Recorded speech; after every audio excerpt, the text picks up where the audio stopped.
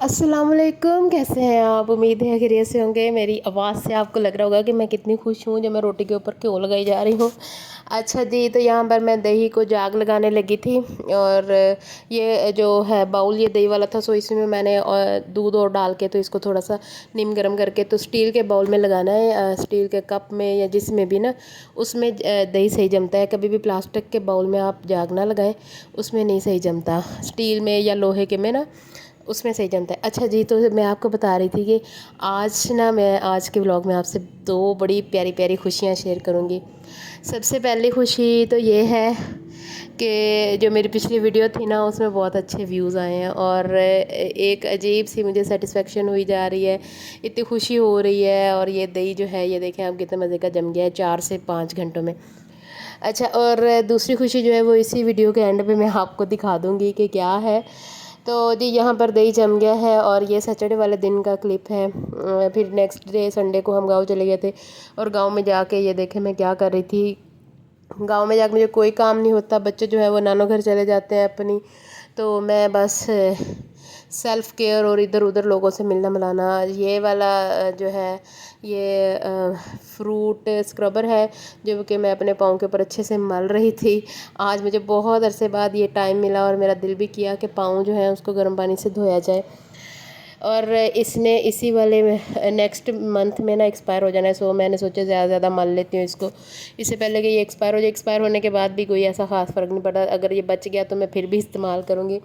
मेरी टांगों पर जो बाल है उसको आपने इग्नोर करना है कि जी मुझे टांगों पर वैक्स करवाते हुए बड़ी शर्म आती है और बड़ा बुरा भी लगता है। मैं सोचती हूँ कि ये बाल मेरा कौन सा कोई नुकसान कर रहे हैं, तो बस रहते रहें। अच्छा जी, पाँव पे, हाथों पे, बाजुओं पे अच्छी सी मैंने स्क्रबिंग की। और पहले तो गर्म पानी में थोड़ा सा जो लाइफ बॉय शैम्पू नहीं होता वो डाला, वो डालने के बाद मैंने पाँव को अच्छे से धोया। धोने के बाद हाथों पाँव के ऊपर अच्छी सी स्क्रबिंग की। फिर ये मेरे पास एक पड़ी हुई थी फेस पॉलिश, इसको मैंने वो किया है, बना रही हूँ कि मैं हाथों पाँव पे करूँगी और मुंह पे भी शायद करूँ, क्योंकि ये डर्माकोस की है तो होती तो फेस के लिए है, लेकिन मेरे पास और कोई ब्लीच लीच नहीं थी, सो मैंने सोचा कि इसी को ज़्यादा बना लेती हूँ और इसी को कर लेती हूँ। ये बिल्कुल भी एक्सपायर नहीं थी, अभी ठीक ठाक इसका टाइम पड़ा हुआ था ना। ये डर्माकोस की मुझे इसलिए बहुत अच्छी लगती है, ये बहुत किसी किस्म की कोई इचिंग वगैरह नहीं करती फेस पे, बल्कि जब आप इसको फेस पे लगा लेते हैं ना और पंखे के आगे बैठ जाते हो, इतना खूबसूरत कूलिंग इफ़ेक्ट देती है और बहुत मज़ा आता है इसको लगाने का। बाद में ये भी नहीं होता कि ये लगाने के बाद आपका फेस काला काला लगना लग जाए, इस तरह का भी कोई इशू नहीं होता। सो ये जो इर्द गिर्द खलारा पड़ गया ना, इसको आपने इग्नोर करना है, क्योंकि ये बाद में मैं साफ़ कर दूँगी। मैं किचन की स्लैब के ऊपर खड़ी ये काम कर रही हूँ ताकि बच्चों की अप्रोच से दूर हो जाऊँ और बच्चों का हाथ ना पहुँचे, और साथ साथ मैं बच्चों को डांट भी रही हूँ कि इधर नहीं आना, मम्मा जो है वो जिन बनी हुई है। तो बच्चे थोड़े से बड़े हो गए हैं, अब इस तरह के काम करते हुए वो नहीं होता कि उनके सोने का इंतज़ार करो या नहीं, बस आप उनको कार्टून शार्टून लगा के दे दो, उनको इंगेज कर दो, फिर वो आपको तंग नहीं करते। और ये यूँ मैंने ये सारे अपने बाजुओं पर लगा लिए है, हाथों पर लगा लिए है, और बाकी की जो है वो मैं अपने पैरों पर लगाऊंगी।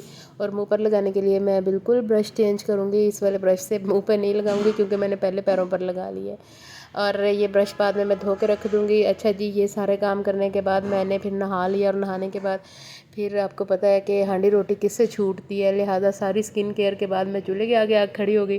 और मेरे मियाँ ने आना था और रात को हमने वापस चले जाना है, सो मैंने ये सारा चावल शावल बना लिए हैं, चावल बनाने लग गई।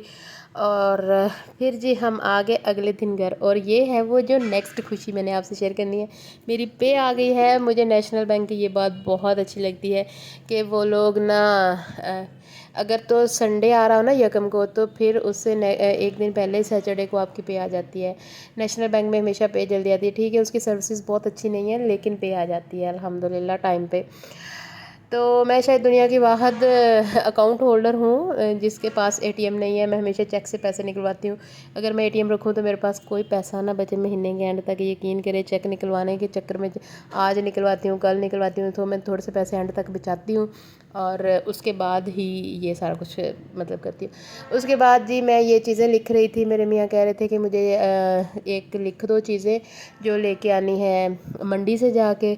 सो मैं ये सारे सब्जियां, कुछ भी नहीं था, सारा कुछ ख़त्म हुआ हुआ है, ये लिख रही थी। नहीं नहीं, ये मैंने अपने पैसे नहीं मंगवानी चीज़ें, ये उन्होंने अपने ही पैसों से लेके आनी है। जो मेरी पे है उसमें से तो मैं बस अपना जो है वो कन्वेंस दूंगी, और इस तरह के एक दो काम, या बच्चों के लिए कोई चीज़ या अपने लिए कोई दो चार सूट, या बस पैसे जेब में डाल के तो कोई दो महीने में 2 दिन होटल में जाना, और ये इस तरह के काम, ये एक अजीब सेटिस्फेक्शन है जो दिमाग को मिलती है जब आप थोड़ा सा अपने पैसों से मी टाइम निकालते हैं ना, और ख़ुद को टाइम देते हैं, अपने दोस्तों के साथ थोड़ा टाइम स्पेंड करते हैं। वो आपको एक अलग किस्म की खुशी देते हैं और एक अलग किस्म की सेटिस्फेक्शन होती है।